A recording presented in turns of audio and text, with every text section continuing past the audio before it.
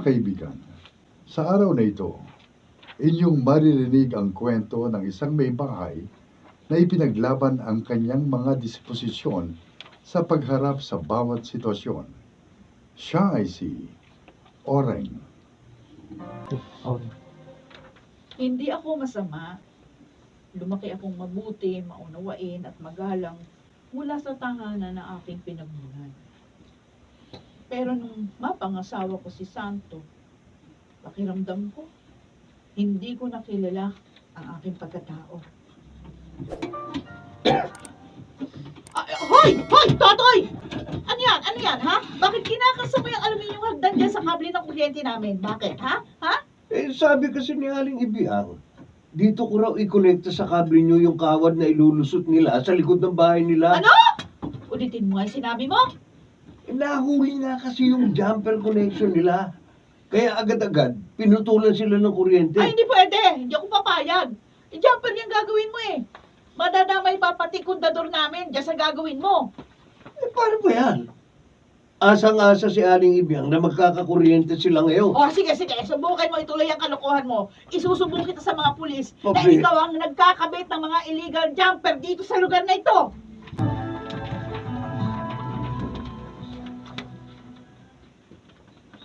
Oh, Ating. Anong problema?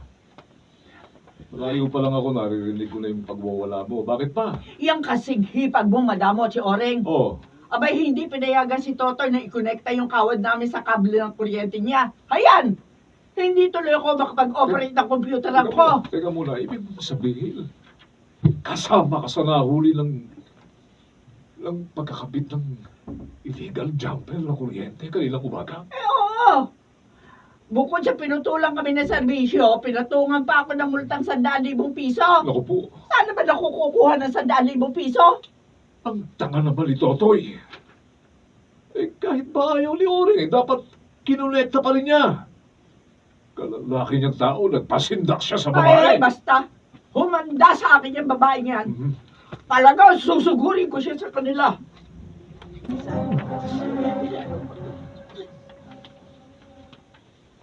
Pambihira ka naman. Pansamantala lang makikikabit ang kuryente si Ateng. Eh di sana pinayagan mo na.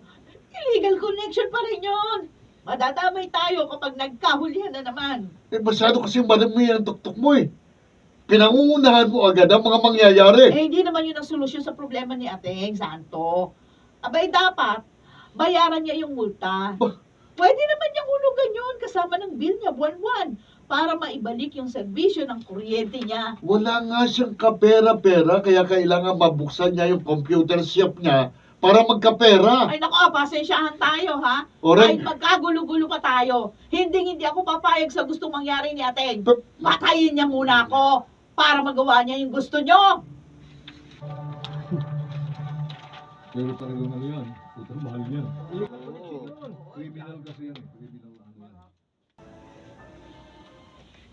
Ang sabihin mo talaga masama ugali mo, puro ka kontra. Puro ka hindi pwede. Masyado ka makasarili. Lumalagay lang ako sa legal, Ateng. Tsaka hindi naman tamang solusyonan mo yung problema mo sa kuryente sa pagtatap sa kable namin. Eh, pwede nga maging dahilan yun ng sunog. Ay, bakit? Sa buong panahon ba na illegal ang koneksyon ko ng kuryente? Nagkasunog ba sa lugar na ito? Wala pa rin pinakamabuti niyan, kundi sumunod tayo sa batas. Batas? Para di naman yan sa kaligtasan natin kung tutuusin. Ano batas? Oh. Basta sa ayaw mo at sa gusto mo, pakukonekta ko kay Toto yung kawad ko sa kable ng kuryente mo. Aba, kaya wag na wag ka matutulog. Dahil oras na makalingat ka, gagawin ko yung sinabi ko. O ano, magpapaskuntuyo ako? Dahil lamang sa kadabutan mo? O hindi ha? Oreng, eto nakapamili na ako ng mga sangkap ng bibingka at puto bumbong na ititinda natin sa harap ng simbahan. Ayan siya nga pala, tapos na rin yung ipinagagawa nating kariton. Kaya tuloy-tuloy na tayo makapagtitinda sa buong panahon ng Misa de Gallo. Sige, Jerry. Ilapag mo na lang lahat sa mesa. Teka lang. Bakit pag ganyan na yung itsura mo? Bakit ka umiiyak? Nagkasagutan na naman kami kanina ni Ating Charin. Ha? Ay nako, yung hipag mong sweetik at delinkwente na walang hinangad Walang ibang ginawa kundi makaisa sa kapwa. Pagod na ako. Ang hirap niyang pagpaliwanagan. Ayaw niya tumanggap ng tamang katwiran. Ay, At ang masakit pa ha, mahilig pang magbanta. o siya. Grabe. Basta kung ano yung disposisyon mo, dun ka. Wag kang pasisindak sa kanya. Para wag siyang mamihasang kayan-kayanin ka. Ang inaalala ko itong sanggol na pinagbubuntis ko. Nag-aalala ako na apektuhan din siya sa mga negatibong nararamdaman ko. Ay, nako, talagang makukuha ng magiging anak mo mga negatibong emosyon mo. Kaya hanggat maaari, iwasan mong ma-stress. Sanayin mong kumalma. Kahit pakaharap mo yung mahaderang si Aling Ibyang.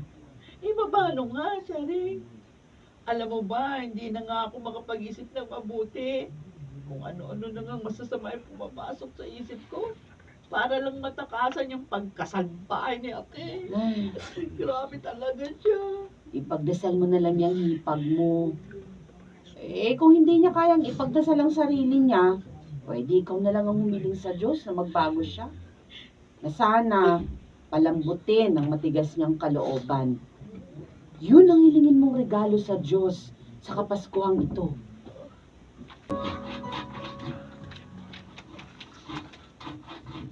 Sige ba, Totoy? Lagariin mo na lagariin yung tubo ng tubig ni na Oreng. Pagkatapos idugtong mo agad dyan yung tubong papunta doon sa apartment na pinauupahan ko, ha? Ang problema dito, pag nakita tayo ni Oreng, pati ako malilintikan. Hindi, basta ituloy mo yung paglalagari mo. Tapos, ako bahala. Hoy, Totoy! Ano yan, ha? Bakit nilalagari mo yung tubo ng tubig namin, ha? Ako ang tanungin mo, wag si Totoy. Oreng, naputulan ng tubig yung apartment na pinauupahan ko. Kaya padudugtong ko kay Totoy yung isang water pipe na nakakonekta roon. Pero Kuya Mulong, hindi Oh. tama yung iniisip mo. Ayun ka na naman sa puro hindi tama eh. Baka nakakalimutan mo. Mas matanda ako kay Santo. Kayang-kaya kong diktahan ang kapatid ko. Ay, huwag ka Ano sumayaw. gusto mo? Ha? Ipabubugbog kita kay Santo.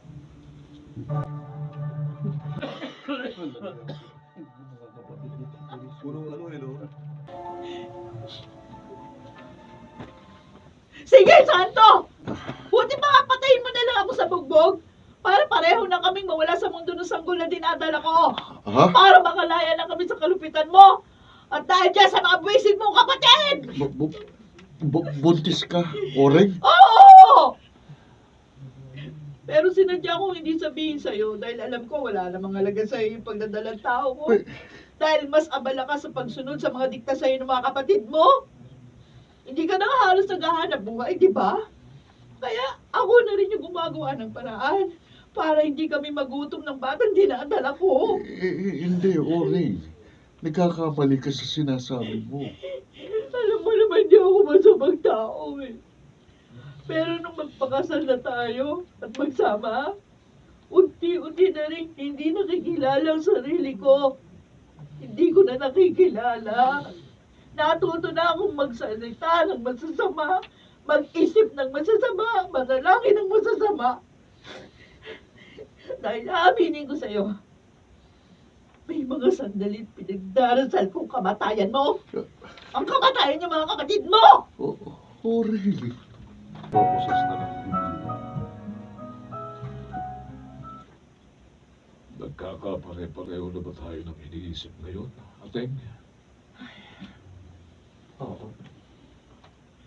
Masyado tayo nawili sa ating mga maling diskarte sa buhay. Ay, ko. Hindi natin namamalayan. Nagiging pasakit na pala tayo sa ating kapwa. Lalo na kay Oren. Oo nga. Pinairal natin yung pagiging ganid. Pagiging matanda natin sa kanya nang wala sa lugar.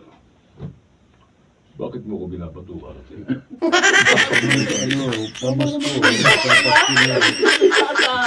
Naging pasakit na pala tayo sa ating kapwa. Ano yun? Lalo na kay Oren. Oo nga. Pinairal natin ang pagiging ganid. At ang pagiging matanda natin sa kanya nang wala sa lugar.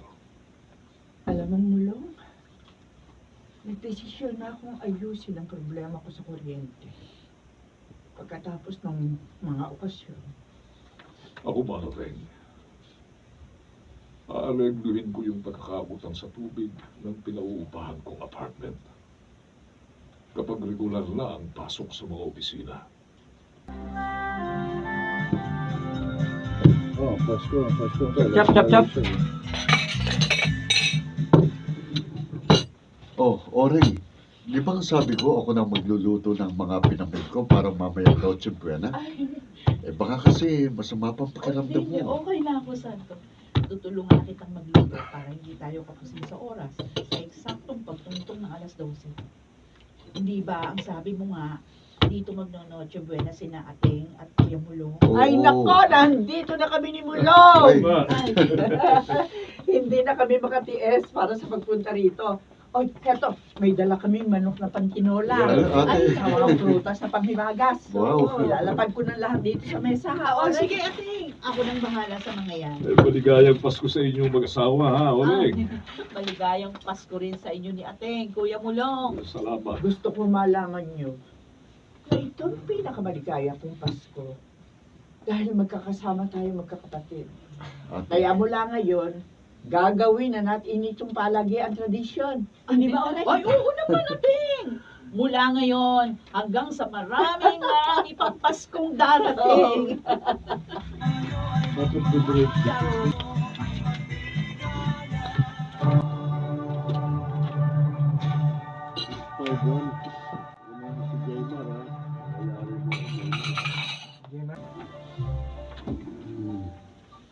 Tinuduka ng tunay na diyuhan ng Pasko ang lahat ng namagitan sa amin ni na Ateng at Kuya Mulong.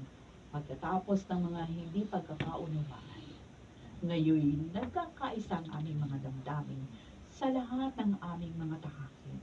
At si Santo, wala na akong mahihiling pa sa magandang transformasyon ng pagbabagong ipinakita niya mula nang isilang ang aming panganay. Ako si Ore na bumabati sa inyong lahat ng isang maligayang Pasko. At ito ang aking buhay.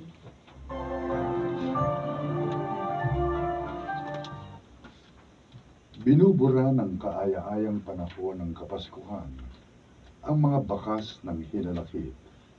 Sa panahong ito, umiigting ang pag-ibig sa kapwa at makabuluhang pananampalataya. Mga nagsiganap, Phil Cruz, Janeline de la Cruz, John Legaspi, Susan Robles, Lionel Benamin at Rosana Villegas sa papel na Oren. Naglapat ng angkop na tunog Jerry Mutia. Ito'y mula sa panulat ni Sel Barlam sa direksyon nila June Martin Legaspi at Maynard Lanticho Jr. Ito ang aking buhay.